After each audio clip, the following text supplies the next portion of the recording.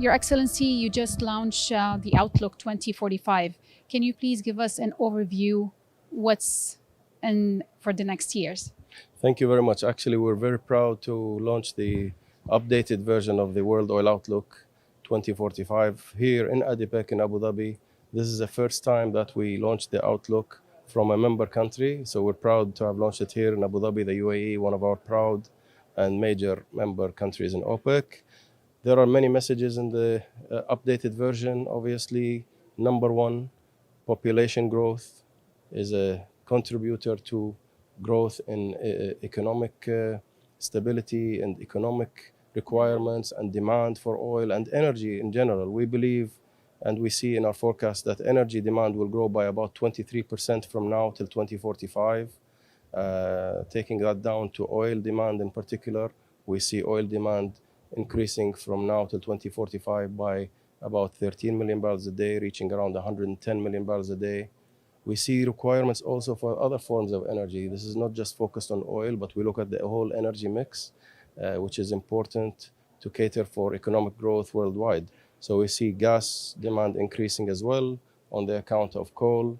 We see renewables as well taking their share. And this is one of the key messages also, that renewables will grow at a fast rate in our updated World Oil Outlook. And we basically conclude with saying that all forms of energy will be required. It's not exclusive to oil or gas or exclusive to renewables. We have to see all forms of energy work together to support sustainable energy demand growth for the future of this world. And the investment, 12.1 trillion. Absolutely. This is just for oil. We see 12.1 trillion US dollars required to invest in oil. Let me remind ourselves and everybody that today we have a natural decline in oil production by 5% roughly, which is around 100 million barrels a day, around 5 million barrels a day. And we are falling short of the required investments in the oil sector. And it's not just in upstream. We talk about upstream, but people tend to forget to focus also on the requirements for downstream investments or midstream. So all in all, you're right, it's 12.1 trillion. The biggest bulk of that would be around 9 trillion in the upstream. But equally important is investing in refining capacity, petrochemical capacity, transportation and logistics capacity. This is a whole full value chain cycle, and it's required in order to be able to produce the oil, refine it, and transport it. So this is very important. We have been, as OPEC, preaching this message for many, many years. We will continue to preach this message. I think events that have unfolded this year have proven that we are saying the right statements. We are requiring the world to invest, and it's not just on OPEC's shoulders. It's a global burden. Producers everywhere have to step up and do their part. Financial institutions, banks, investors have to start helping the process. And this is really important because the world will need all sources of energy, including oil and gas. Let me remind everybody that oil, in our projection in the WU today, we saw that oil will be representing still around 30% of the global energy mix by 2045. Now, when you add gas to that, both represent over 50%.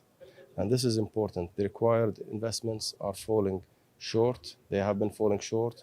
And OPEC and its declaration of cooperation partners are trying to preserve a stable market environment in order to encourage an environment that is attractive for these investments. Lots of changes since last year, obviously, in all aspects. What would be the main message from OPEC, from ADIPEC to the world? Actually, the core key messages about, for example, investment have not changed. We have been saying this for many, many years.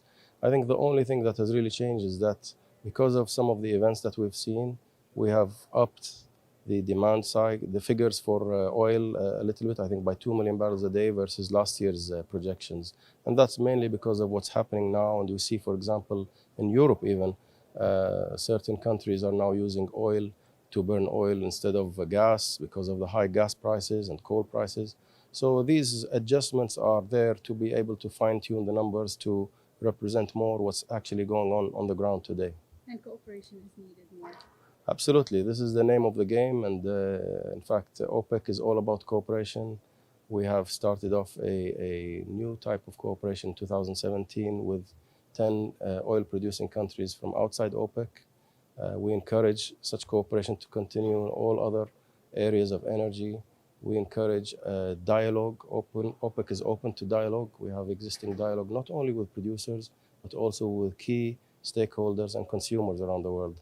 We encourage the dialogue. It's all about dialogue. This is what the world needs in order to be able to sustain secure and stable supplies of energy and oil to the world for the future.